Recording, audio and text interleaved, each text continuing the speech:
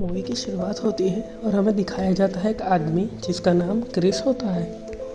Chris अपनी छुट्टियां मना रहा था तभी और यहाँ पर ये एक लड़की से मिलता है।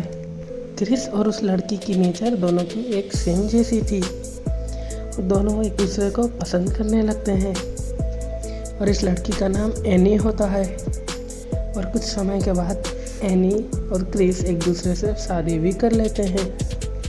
इसके बाद दोनों के 2 बच्चे भी होते हैं। ये दोनों अपनी लाइफ हंसी खुशी गुजार रहे थे, मगर तभी एक दिन इनके बच्चे स्कूल तो जाते हैं मगर वापस नहीं आते क्योंकि उनकी स्कूल बस का एक्सीडेंट हो जाता है और कार क्रैश होने की वजह से दोनों बच्चों की मौत हो जाती है, जिसके बाद इन दोनों की फैमिली बिखर कर रह जाती है। क्रिस और एनी बहुत बड़े ट्रॉमा में चले जाते हैं और अब हमें टाइम दिखाया जाता है 4 साल बाद का, जहाँ पर क्रिस अपने हॉस्पिटल में काम कर रहा था और एक बच्चे की रिपोर्ट देख रहा था। और तभी यहाँ पर एनी की कॉल आती है और वो उससे कहती है कि आज उसके पास 8 पेंटिंग्स आने वाली थी जो कि उसे एग्जीबिशन में लगानी थी, मगर वो पेंटिंग्स अभी तक नहीं आई थी, जिस वजह से एनी बहुत ज़्यादा परेशान थी। तो इस पर क्रिस कहता है कि तुम इतना परेशान क्यों हो रही हो, अगर उसकी पेंटिंग्स नहीं आई तो तुम अपनी पेंटिंग्स लगा दो। और उसने इसलिए ऐसा कहा था क्योंकि एनी भी एक बहुत अच्छी पेंटर थी। तभी एनी क्रिस से कहती है कि मैं ऐसा अभी कैसे कर सकती हूँ क्योंकि वो सारी पेंटिंग्स तो घर पर पड़ी हुई है। अब इस पर क्रिस कहता है कि मैं यहाँ से छूटते वक्त सारी प्रिंटिंग्स लेकर आऊँगा। और अब इस बात पर एनी बहुत ज़्यादा खुश हो जाती है कि क्रिस ने उसकी हेल्प करने के लिए वहाँ से छुट्टी ली। और अब क्रिस भी अपना काम ख़त्म करता है ताकि वो पेंटिंग्स लेकर एग्जीबिशन में पहुँच सके। और अब जब वो वापस घर जा रहा था तब वो देखता है कि एक ब्रिज पे बहुत सारी गाड़ियाँ क्रैश हुई हैं। और अब क्रिस उन सब की हेल्प करने के लिए अपनी गाड़ी से उतरकर बाहर आ जाता है। वो देखता है कि एक गाड़ी उल्टी हुई थी और उसके अंदर एक औरत फंसी हुई होती है और क्रिस उसकी हेल्प करना चाहता था, मगर तभी एक गाड़ी ज़ोर से आती है और उसे टक्कर मार देती है और यहाँ पर क्रिस की डेथ हो जाती है। और यहाँ पर क्रिस की मौत का जिम्मेदार एनी खुद को समझने लगती है। और अब एनी बहुत ज़्यादा टूट चुकी थी क्योंकि अब उसका हस्बैंड भी नहीं रहा और उसने अपने दोनों बच्चों को भी खो दिया था और वो इन सब का जिम्मेदार खुद को ठहराने लगती है। अगर उस दिन वो अपने बच्चों को लेने चली जाती तो उसके बच्चे जिंदा रहते और इसी तरह ही अगर वो सारी पेंटिंग्स खुद जाके लेकर आती तो उसके हस्बैंड आज जल्दी ना निकलते और वो भी जिंदा रहते। और तभी वहाँ पर हम क्रिस को देखते हैं जो एनी के साथ है, मगर हमें तब पता चलता है कि ये तो क्रिस की सोल थी जो एनी को नज़र नहीं आ रही थी। क्रिस एनी से बात करने की कोशिश करता है, वो एनी को बुला रहा था। तभी उसको एक परछाई भी महसूस होती है। तभी वो परछाई कहती है कि तुम मर चुके हो और तुम्हें यहाँ से चले जाना चाहिए। मगर तभी क्रिस कहता है कि मैं कहीं नहीं जाऊँगा और मैं एनी के साथ रहूँगा। और यह परछाई उसको अपना नाम एल्बर्ट बताती है। क्रिस उस परछाई से पूछता है कि मैं तुम्हें क्यों नहीं देख सकता। तब वो एल्बर्ट कहता है कि तुम मुझे जब देख सकते हो जब तुम मुझे देखना चाहते हो। अब हम देखते हैं कि एनी को, जो कि क्रिस की याद में कुछ लिख रही थी, क्रिस उसे अपने होने का एहसास दिलाना चाहता था। वो एनी की पेन से कुछ लिखवा रहा था लेकिन एनी वहाँ पर बहुत ज़्यादा रोने लगती है और रोते हुए वहाँ से चली जाती है। और वो कहती है कि ऐसा कैसे हो सकता है कि ये सब कुछ उसका वहम है। क्रिस की तो डेथ हो चुकी है। और अब अगले दिन एनी क्रिस की कब्र पर जाती है। वहाँ पर क्रिस भी उसके साथ होता है और दोबारा से क्रिस उसके होने का एहसास दिलाना चाहता था। तभी एनी वहाँ पर और ज़ोर ज़ोर से रोने लग जाती है और अब क्रिस यहाँ पर समझ चुका था कि मैं मर चुका हूँ और मैं ज़िंदा लोगों को अपने होने का एहसास नहीं करवा सकता। मुझे अब यहाँ से चले ही जाना चाहिए। और अब वहाँ से वो चला जाता है। इसके बाद हम क्रिस को एक अजीब सी दुनिया में देखते हैं। ये एक अजीब सी दुनिया थी जो कि सारी पेंटिंग से बनी हुई थी। और तो और वो परछाई भी क्रिस को वहीं पर मिलती है और अब इसको क्रिस क्लियर से देख सकता था। इस परछाई का नाम एल्बर्ट था और अब क्रिस को ये दुनिया देखी देखी लग रही थी। दरअसल ये दुनिया एनी की पेंटिंग से ही रिलेटेड थी।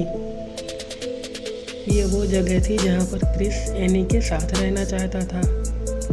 एल्बर्ट क्रिस को बताता है कि मरने के बाद हम उस जगह पहुँच जाते हैं जो जगह हमारी फेवरेट हो और जहाँ हम रहना चाहते हों।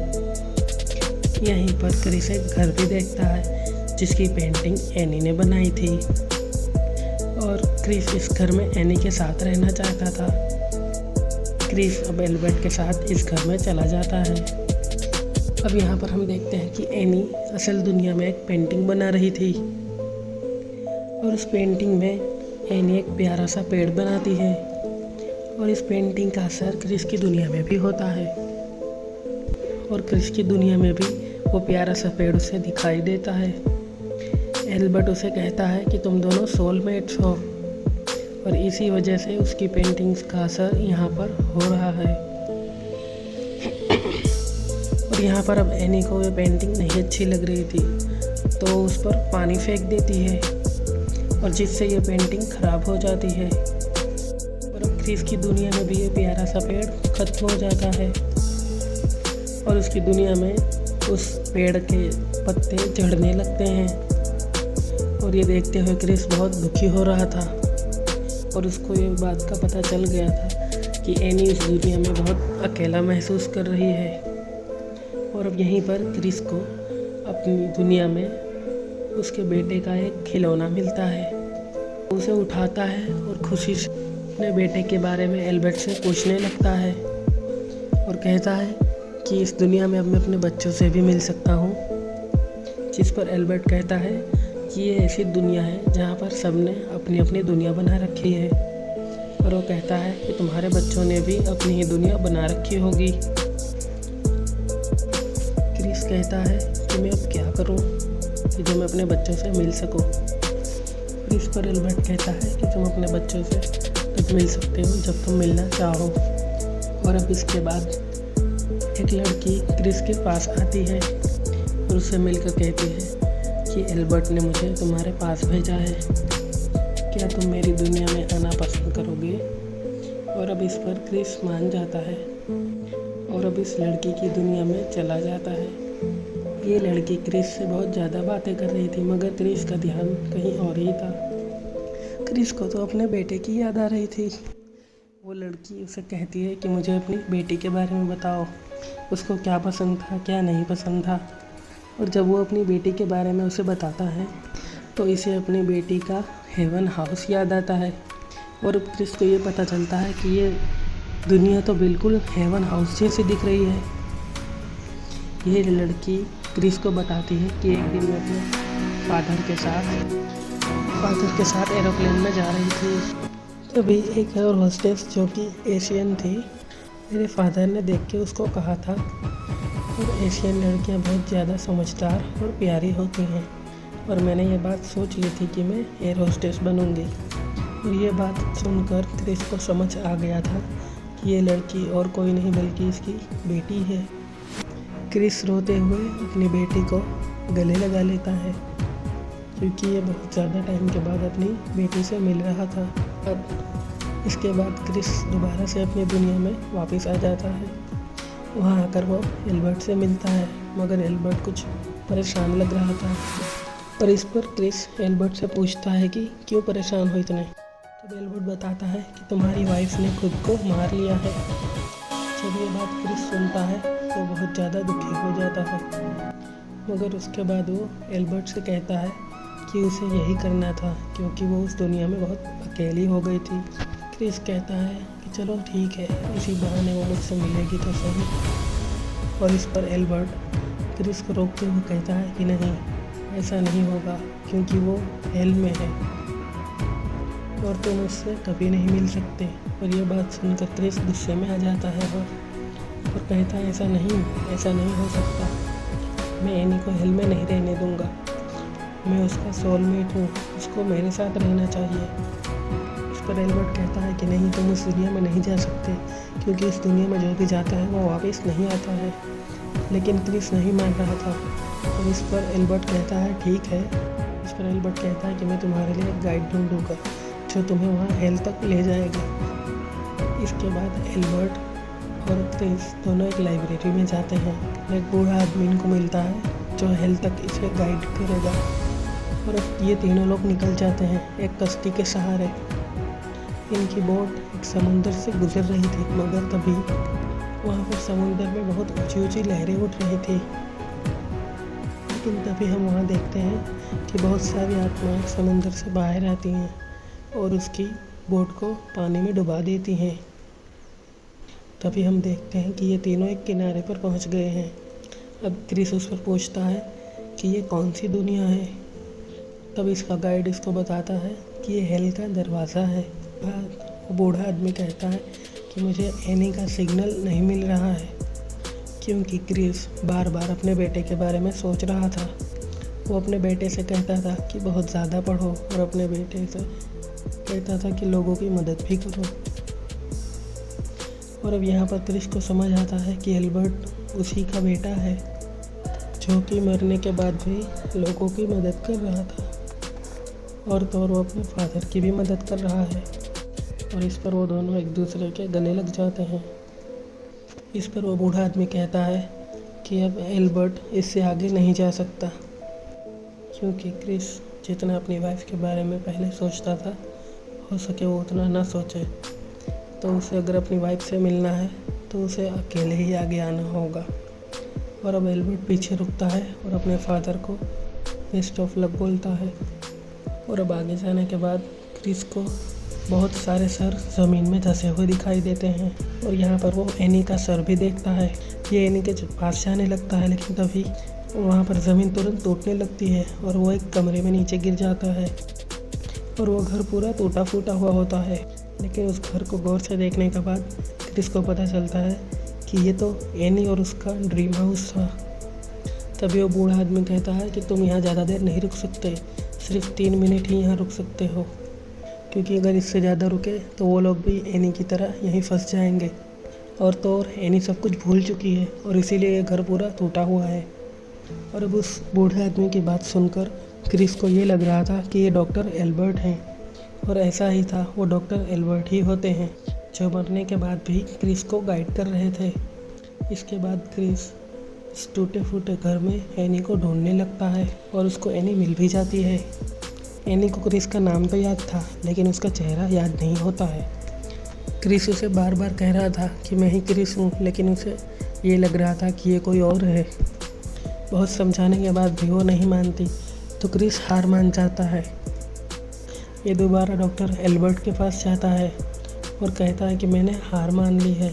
इस पर वो बूढ़े आदमी कहते हैं कि मैंने कहा था ऐसा नहीं हो सकता कि कोई हेल से वापस से तुम्हारे साथ जन्नत में आ जाए। और इस पर वो आदमी कहता है कि ये सफ़र एक्चुअली में एनी का नहीं बल्कि तुम्हारा था। यहाँ पर तुम्हें इसलिए लाया गया ताकि तुम देख सको कि ये दुनिया एनी की है ना कि तुम्हारी, और तुम्हारी दुनिया हेवन ही है और अब तुम दोनों एक साथ नहीं रह सकते। और इस पर कहता है कि अब जल्द से जल्द मेरे साथ हेवन चलो। क्रिस कहता है ठीक है, आपने समझ लिया कि मैंने हार मान ली, मगर आप ये नहीं समझ सके कि मैंने हार क्यों मानी। मेरी हार ये है कि मैं उसे ये याद न दिला सका कि मैं उसका क्रिस हूँ। मैं अब हेवन में नहीं जाऊँगा और एनी के साथ में हेल में ही रहूँगा। और आखिर में क्रिस उनसे कहता है कि मेरे बच्चों से जाकर कहना कि मैं उनसे बहुत प्यार करता हूँ। और इसके बाद क्रिस एनी के पास जाता है और क्रिस कहता है कि तुम एक बहुत अच्छी वाइफ हो, तुमने मुझे और मेरे बच्चों को बहुत अच्छे से प्यार किया और सबको संभाल के रखा। तुम हमारे से इतना प्यार करती थी कि हमारे आने के बाद तुमने खुद को भी मार लिया ताकि तुम भी हमसे मिल सको। यहाँ पर क्रिस एनी का हाथ पकड़ लेता है और ये कहते हुए रो रहा था। और धीरे धीरे एनी को भी अब सब कुछ याद आ रहा था कि यही वो क्रिस है। क्रिस को यहाँ पर पता चल जाता है कि एनी को सब कुछ याद आ चुका है, लेकिन क्रिस की आंखें धीरे धीरे बंद होने लगी थी। लेकिन जैसे ही क्रिस की आंखें दोबारा खुलती तो देखता है कि वो हेवन में है। वो उसी जगह पर था जहाँ उसने एनी के साथ रहने का सोचा था। ये जगह उनका सपना था। उसको ऐसा लग रहा था कि जैसे वो अकेला ही हेवन में आ चुका है और एनी वहीं हेल में रह गई है। मगर तभी हमें एनी दिखाई देती है, उसके पीछे थी हेवन में। और थोड़ी देर बाद वो अपने वहाँ बच्चों से भी मिलते हैं और बहुत ज़्यादा खुश हो जाते हैं। और यहाँ पर हम देखते हैं कि वो दोनों एक दूसरे से कहते हैं कि हमें एक दूसरा जन्म लेना चाहिए और अगले जन्म में भी हम दोनों एक दूसरे के साथ होंगे और साथ ही अपनी प्यारी सी दुनिया बनाएंगे। और इसके बाद हमें 2 बच्चे दिखाई देते हैं जो कि क्रिस और एनी ही होते हैं। इन दोनों ने नया जन्म लिया था। ये दोनों एक दूसरे से मिलते हैं, इसका मतलब था कि ये दोनों ने एक दूसरे को ढूंढ लिया। तो दोस्तों, आपको ये मूवी की एक्सप्लेनेशन कैसी लगी कमेंट सेक्शन में ज़रूर बताएं। Thank you.